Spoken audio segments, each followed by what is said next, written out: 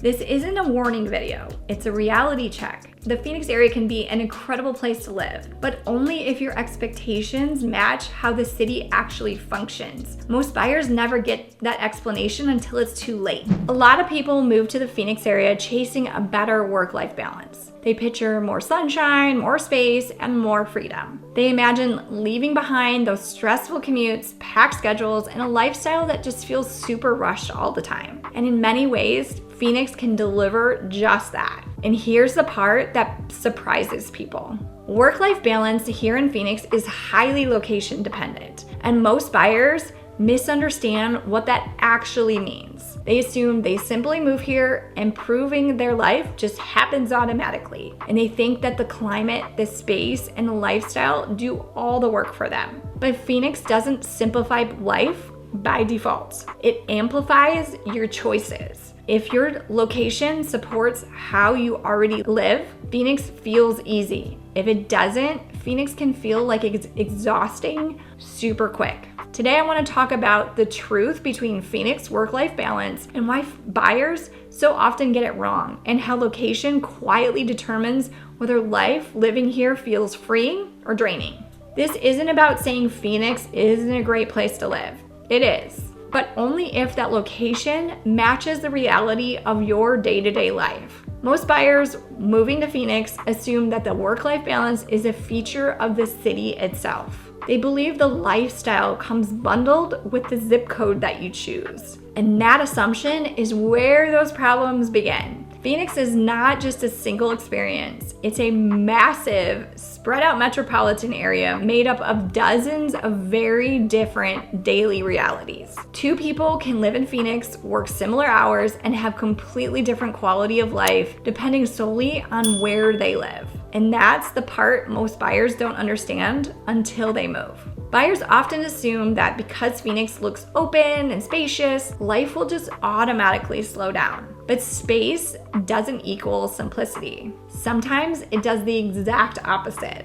That first factor everyone notices is the commute time. Longer drives eat into personal time real quick. And that part seems obvious. But what buyers underestimate is how much the drive itself changes behavior. It's not just about minutes in the car, it's about planning your day around it. You start timing errands more carefully. You avoid peak heat in the summer when possible. And you coordinate your schedules just differently. You think twice before going back out once you get home. That mental load just adds up, and it quietly eats into the balance that buyers were hoping to gain when they moved here. A commute that feels manageable on paper often feels different when it becomes part of their daily rhythm. Morning traffic patterns repeat themselves. Afternoon congestion just builds at the same points every day. And over time, that predictability can sometimes be draining. Buyers tell themselves they'll adjust. They assume it's just part of settling into the new house. But months later, they realize that work is still taking the same amount of energy and personal time, and the personal time hasn't expanded the way that they expected.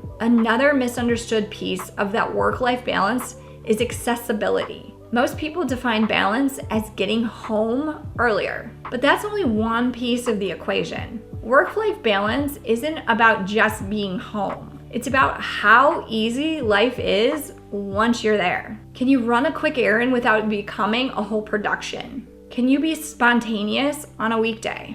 Can you adapt when plans change? Some parts of Phoenix make that super easy, and other parts make it feel like work. And this is where location quietly determines whether Phoenix feels relaxing or it feels exhausting. In areas where daily needs are spread apart, every task requires some intention. You plan your grocery trips, you bundle your errands together, you avoid unnecessary outings. And at first, this feels super organized. Eventually, it feels restrictive. Buyers often don't realize how much energy goes into managing distance until they're actually living it. They expected fewer obligations. Instead, they just got more planning. Another controversial truth is that Phoenix doesn't reduce stress. It sometimes just redistributes it. Stress doesn't disappear when you move here, it just shifts. If a location shortens your commute, but your daily tasks are harder, you haven't gained any more balance. You've just traded one form of stress for another. Buyers who struggle the most assumed Phoenix would just fix your lifestyle issues automatically. They expected the move itself to solve all the problems, and they didn't realize that location choice is what determines whether Phoenix actually delivers on that promise. Heat is also another factor that buyers underestimate when it comes to that work-life balance. Phoenix heat isn't about something you just endure. It shapes your daily behavior. It influences when you leave the house, it affects how often you go out, and it determines how spontaneous life can actually be. Not good or bad, it's just something you have to factor in. In locations with more exposure and fewer buffers, heat adds friction into everything. Errands just feel heavier, outdoor activities feel limited, schedules become tighter, and buyers often say they didn't realize how much the environment would dictate their daily routines. They thought heat was just a background condition. It's not. It's an active factor in how life unfolds in the summer. Another issue that buyers didn't think enough about is how the neighborhood handles transition between life at work and personal life. Some areas create a clean, nice break. You leave work and life immediately feels different. Other areas just blur that line. Long drives, traffic congestion, and planning just keeps work stress lingering well into the evening. That matters more than people expect. True work-life balance isn't about the hours, it's about how quickly you can mentally switch gears. Location plays a huge role into that. Buyers who choose locations that support a shorter transition often feel like Phoenix delivers exactly what they wanted. Buyers who didn't often feel like they were still running on that same treadmill, just in a sunnier place.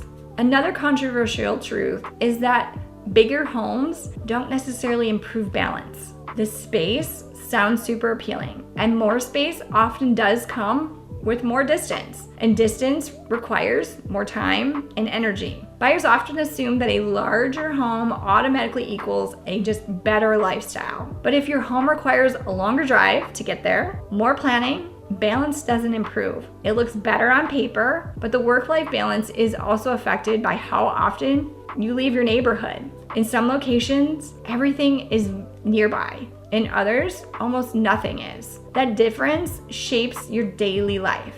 When leaving the neighborhood feels easy, life feels more flexible. When leaving feels like more of a chore, it feels more constrained. Over time, that wears people down. This is where expectations and reality often diverge. Buyers imagine Phoenix as a place where they feel lighter. But if location adds to that friction, life actually feels heavier. Another hard truth is that work-life balance requires a margin. Margin in time, margin in energy, margin in flexibility. Locations that consume those margins undermine the very thing buyers came here for. The buyer who thrives in Phoenix didn't assume balance would just appear on its own. They chose the location that aligns with how they already live. They understood their own routines. They knew how often they leave the house, and they knew what kinds of errands they run during their week. They choose location that reduce frictions instead of adding to it. And that difference matters more than the amenities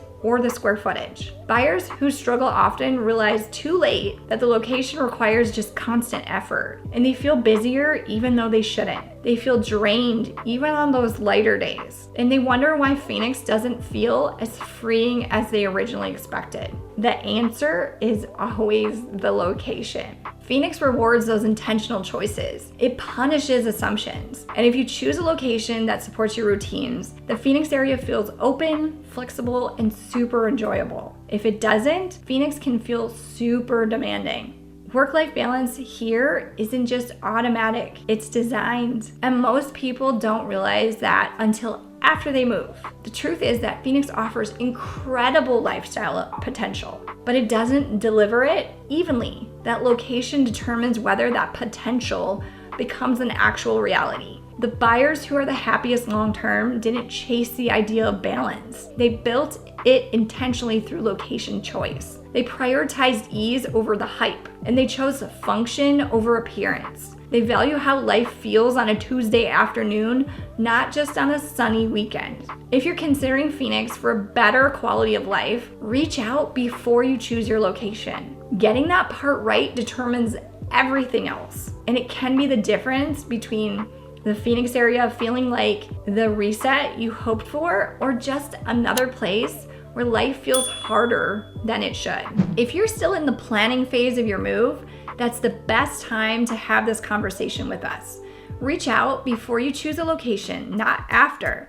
It can change your entire experience living here.